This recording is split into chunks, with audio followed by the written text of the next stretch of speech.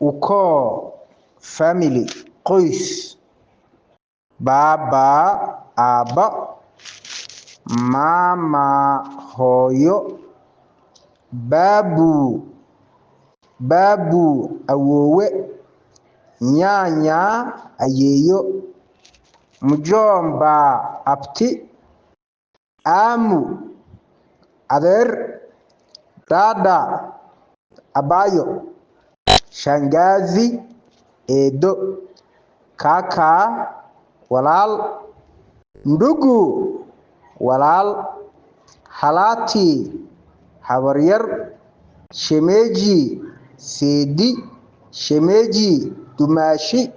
shemeji seedi, shemeji dumaashi, baba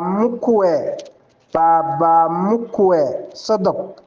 mama mkwe sodoh, binamu ina adeer, mjukuu cunugaaga cunugiisa, mtoto cunug, watoto caruur, kijana wiil, vijana wiilal, msichana gabar, wasichana gabdho, bibi marwo, mke marwo, bwana nin, mume nin,